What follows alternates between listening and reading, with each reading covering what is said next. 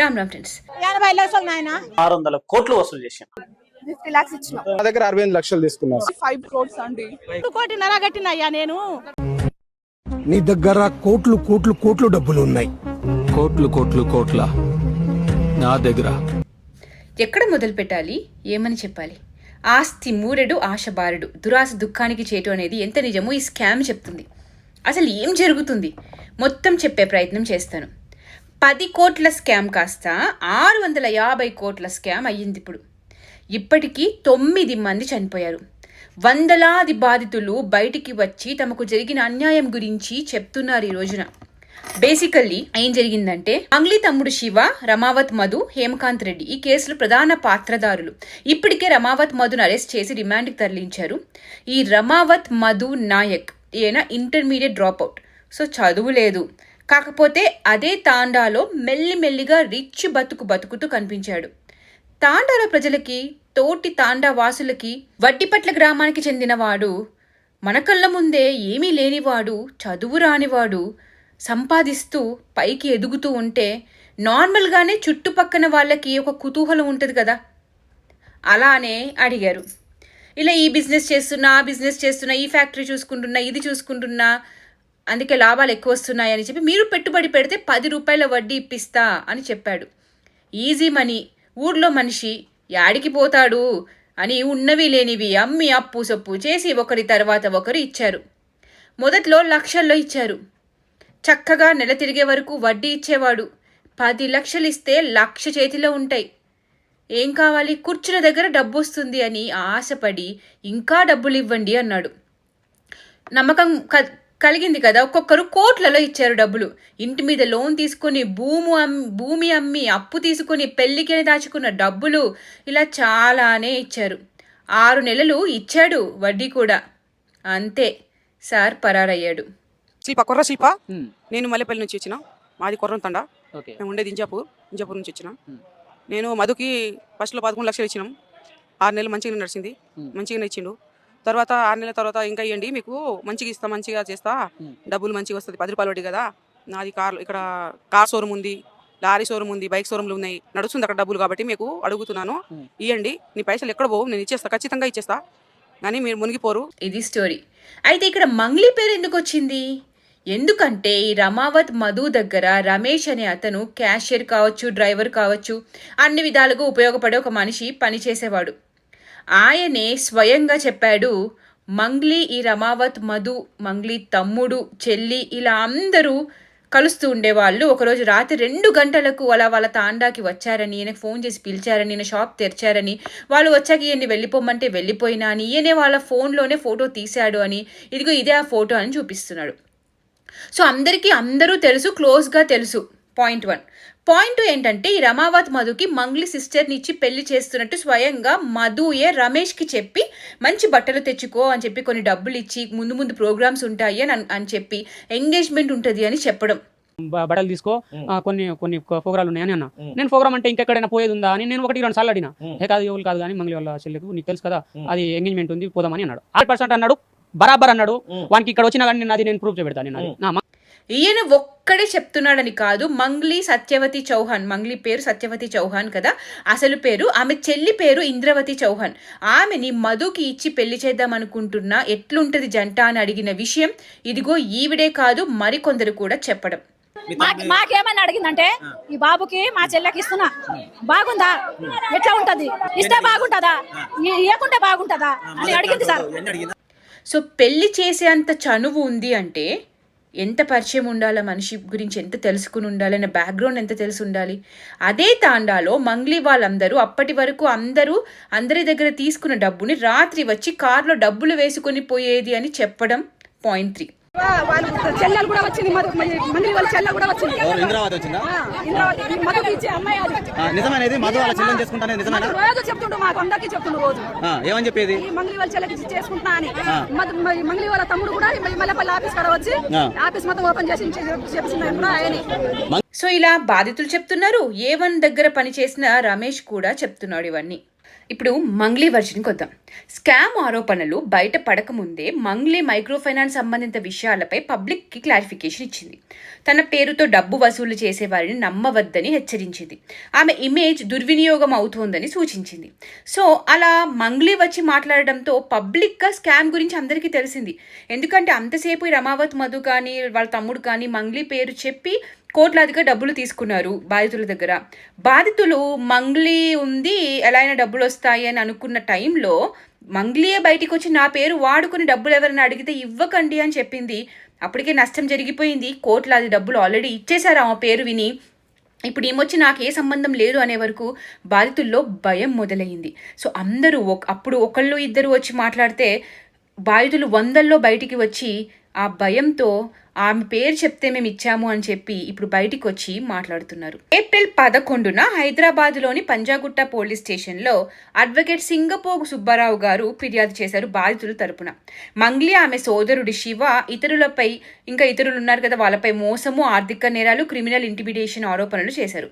So ఆయన ఆరోపణల ఆధారంగా పోలీసులు భారతీయ న్యాయ సంహిత బిఎన్ఎస్ సెక్షన్లు 351, 352 ఇంకా మోసం, బెదిరింపు సెక్షన్ల కింద కేసు అయితే నమోదు చేశారు. విచారణ మొదలైంది.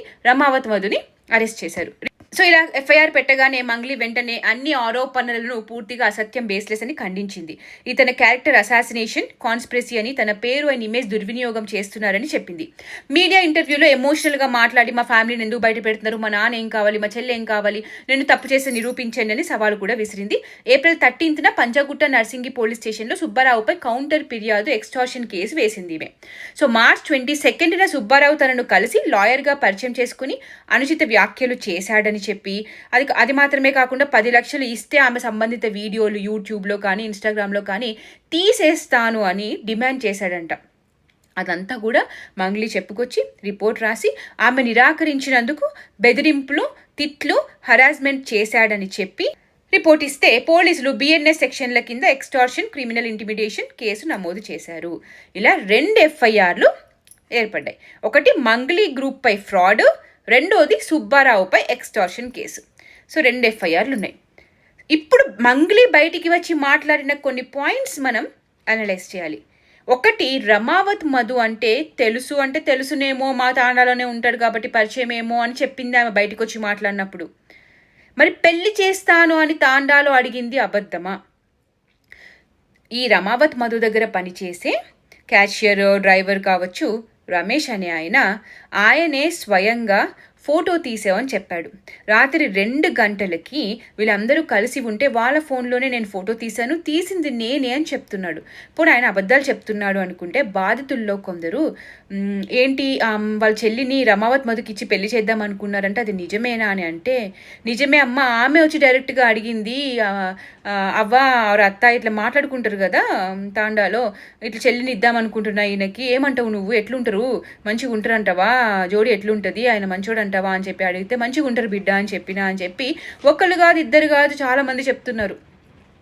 అది కాకుండా పిల్లలు కూడా పొద్దంతా మేము డబ్బులు అన్ని కూడబెట్టి ఇస్తే సాయంత్రం వచ్చి కారులో వేసుకొని పోయింది, అది కూడా నేను చూసినా అని చెప్పి పిల్లలు చెప్తున్నారు. సో పిల్లలు చెప్తున్నది అబద్ధమా, బాధితులు చెప్తున్నది అబద్ధమా, ఈ రమేష్ చెప్తున్నది అబద్ధమా, లేదా మంగ్లీ చెప్పేది అబద్ధమా? అది ఎవరు నిరూపించాలి? బాధితులు ముందుకొచ్చి బ్యాంక్ ట్రాన్సాక్షన్లు ఉన్నాయని చెప్తున్నారు, డాక్యుమెంట్లు చూపిస్తున్నారు, మంగ్లీ గ్రూప్ మోసం చేసిందని చెప్తున్నారు, వీడియోలు వస్తున్నాయి, మాట్లాడుతున్నారు. కొందరు ఆర్థికంగా నాశనం అయిపోయారు, కొందరు ఆత్మహత్యలు చేసుకున్నారు, పెళ్లి కోసం పెట్టిన డబ్బులు కూడా ఆశ కొద్ది అత్యాశకు ఇచ్చేశారు. ఇవన్నీ జరుగుతున్న తరుణంలో ఈ కేసు రోజు రోజుకి సీరియస్గా అయితే మారుతుంది. రాష్ట్రంలో ఏం జరుగుతుందిరా? నాయకులు బతుకున్నారా, చచ్చిపోయారా? ఏప్రిల్ 19న తెలుగు ఫిల్మ్ ప్రొడ్యూసర్స్ కౌన్సిల్కు ఫిర్యాదు అయితే చేశారు బాధితులు. మంగ్లీ ప్లేబ్యాక్ సింగింగ్ కానీ అవకాశాలు పాడడానికి తాత్కాలికంగా నిలిపివేయాలని కోరారు. కౌన్సిల్ అయితే సమీక్షిస్తుంది, ఇంకా ఫైనల్ డెసిషన్ తీసుకోలేదు. కానీ కొందరు ప్రొడ్యూసర్లు మాత్రం ఆమె దూరంగా ఉంచాలన్నట్టు నిర్ణయం తీసుకున్నారు అనేది న్యూస్. బేసికల్లీ 2 వైపులా జరుగుతున్నది ఇది. నాకు అర్థమైంది ఏంటంటే, రమావత్ మధు, మంగ్లీ తమ్ముడు కలిసి మంగ్లీ పేరు వాడుకుని డబ్బులు తీసుకుని ఉండాలి, స్కామ్ చేసి ఉండాలి. మంగ్లీకి ఇదంతా తెలిసి ఇప్పుడు తమ్ముడిని వెనకేసుకొస్తూ కాపాడుతూ ఉండాలి. కనపడకుండా పోయాడు. ఇప్పుడు వాళ్ళ తమ్ముడు ఎందుకు అబ్స్కాండ్ అయిపోయాడు? లేదా రమావత్ మధు వీళ్ళ పేర్లు వాడుకుని మోసం చేసి ఉండొచ్చు కూడా, ఇది కూడా జరిగి ఉండొచ్చు. ఇదంతా ఎవరు చెప్పాలి? బాధితులు కరెక్టా, రమేష్ కరెక్టా, మంగ్లీ కరెక్టా? అనేది ఇన్వెస్టిగేషన్ చేసే పోలీసులు చెప్పాలి. బాధితులు కళ్ళ ముందే ఉన్నారు, సీసీటీవీ ఫుటేజ్ తీయాలి, మనీ ట్రాన్సాక్షన్లు, PhonePe, Google Pay transactions, chats, phone calls ఈ బాధితుల దగ్గర ఉన్నాయని చెప్తున్నారు. కానీ వాటి మీద ఎవరికి ఎలాంటి ఆసక్తి లేదు. వాళ్ళని తీసుకొచ్చి కూర్చోపెట్టి పోలీస్ స్టేషన్లో మాట్లాడినట్టు ఇన్వెస్టిగేషన్ చేసినట్టే లేదు. ఏదో టీవీ ఛానల్స్తో వాళ్ళు మాట్లాడుతున్నారు. మొదట్లో ఈ న్యూస్ చూసినప్పుడు పోలీసులు ఇన్వెస్టిగేషన్ చేసి త్వరలో నిజాలు బయట పెట్టేస్తారు. మనం ఎందుకు జడ్జిమెంట్లు పాస్ చేయాలి? మన కళ్ళ ముందు ఇన్ఫర్మేషన్ ఉంది, జనాలు పబ్లిక్కి తెలుసు. ఒక అమ్మాయి గురించి మనం ఎందుకు తప్పుగా మాట్లాడాలి, అది కూడా నిజాలు తెలుసుకోకుండా? నేను ఇన్ని రోజులు ఊరుకున్నా, వీడియో చేయలేదు, ఈ టాపిక్ మీద అసలు ఎప్పుడు నేను మాట్లాడలేదు, ఒక పోస్ట్ కూడా పెట్టలేదు. ఇదిగో ఇలా కూర్చోపెట్టి వెనకేసుకొని ఎందుకు రావాలి అని నేను ఇన్ని రోజులు ఈ టాపిక్ మీద వీడియో చేయలేదు, పాజిటివ్గా కానీ నెగిటివ్గా కానీ. ఇంకా వీళ్ళతో కూర్చున్నారు అంటే సగం అయితే అక్కడ స్కామ్ చేసినట్టే అర్థం అనమాట. కానీ రోజుకి ప్రాణాలు పోతున్నాయి, వందలాది మంది బాధితులు బయటికి వస్తున్నారు, వాళ్ళకి జరిగిన అన్యాయం చెప్తున్నారు, కోట్లాది డబ్బులు పోగొట్టుకున్నారు. ఇన్ని జరుగుతున్నా పోలీసులు కానీ ప్రభుత్వం కానీ కనీసం ఒక ప్రెస్ మీట్ పెట్టి బాధితులకి అండగా ఉంటామని కానీ ప్రోగ్రెస్ ఏమయ్యింది, రిమైండ్లో ఉన్నోడు ఇన్వెస్టిగేషన్లో ఏం చెప్తున్నాడు, ఏం నిజాలు తెలిసాయి, ఇంతవరకు అసలు ఏది చెప్పకుండా ఉండడం వెనుక పెద్ద తలకాయలు ఉన్నాయా అనే అనుమానం వస్తుంది. ఎవరిని కాపాడడానికి ఇదంతా చేస్తున్నారు అనే అనుమానం మాత్రం తప్పకుండా వస్తుంది. రమావత్ మధు కస్టడీలోనే ఉన్నాడు, పోలీస్ కస్టడీలోనే ఉన్నాడు, రిమైండ్లో ఉన్నాడు. ఇన్ని రోజులుగా తన దగ్గర నుండి ఏం జరిగింది పోలీసులు కనిపెట్టి ఉండరంటారా? ఎవరెవరు ఉన్నారు, బడా నాయకులు ఉన్నారా, వాళ్ళ పేర్లు బయటికి వస్తాయని బయటికి చెప్పడం లేదా? కాంగ్రెస్ అధికార పక్ష లీడర్లు ఉన్నారా? ఒక సామాన్యుడు ఒక దొంగతనం లేదా ఏదైనా మర్డర్ చేస్తే చాలు 12 గంటల్లో ఛేదించాము అని గొప్పలు చెబుతారు కదా. మరి ఇప్పుడు ఎందుకు ఇన్ని రోజులైనా కనీసం సమాచారం కూడా బయటికి రావట్లేదు అని ప్రజలు, బాధితులు ప్రశ్నిస్తున్నారు. మా తరపున ఎవరూ మాట్లాడట్లేదని ఏడుస్తున్నారు. మంగ్లీ మా బంజారా బిడ్డ కాదు, బంజారా హిల్స్ బిడ్డ అంటున్నారు మైక్రో ఫైనాన్స్ బంజారా బాధితులు. మీడియాలో వచ్చారు, ఫోటో తీసుకొని పోతారు. ఏ చట్టం లేదయ్యా మాకు ఎవరు లేరు. ఒక వారం ఉంటే మా టండలో 20 మంది వస్తావు, మీరే వచ్చి వస్తారు. ఎమ్మెల్యే లేరు, ఎంపీ లేదు, ఎస్పీ లేదు, సీఏ లేదు, డిఎస్పీ లేరు. 2 కోట్లు నలగట్టినయ్యా నేను. హౌసింగ్ బిల్లు తీసుకున్నావు, మేము మా భూమి అమ్మినావు, బంగారం ఇచ్చినావు, 10 రూపాయలు వడ్డీ. అయితే ఇదే స్కామ్ వేరే అగ్రకులం వాళ్ళు చేసుంటే కులం పేరు చెప్పనిదే ముద్ద దిగని ఎందరో కులోన్మాదం అనుకుంటూ వచ్చి తెగ వీడియోలు చేసేవాళ్ళు. ఇప్పటికి కూడా కుల సంఘాలు కూడా బయటకు వచ్చి మంగ్లీ తరపున మాట్లాడి ప్రత్యూష రాథోడ్ అనే ఆమె ఈ రోజున పోరాడుతుంటే ఆమెకి ధమ్కీలు ఇస్తున్నారు ఈ రోజు. కానీ ఏ కుల పెద్ద ఆ బంజారా బాధితుల కోసం మాట్లాడట్లేదు ఈ రోజున, పైనుంచి ధమ్కీలు ఇస్తున్నారు. బాధితులు కూడా 90% బంజారా తెగవారే కదా, కాబట్టి ఎటు మాట్లాడాలో తెలియక నోరు మూసుకున్నట్టున్నారు. ఈవిడ ప్రత్యూష రాథోడ్ ఒక బంజారా బిడ్డనే. ఈ తమ్ముడు తప్పు చేయకపోతే ఎందుకు దాక్కున్నాడు, ఎందుకు అబ్స్కాండ్ అయ్యాడు, ఎక్కడున్నా ఈడ్చుకొచ్చి అరెస్ట్ చేపిస్తాం, ఆ రోజులు దగ్గరలోనే ఉన్నాయని అంటున్నారు.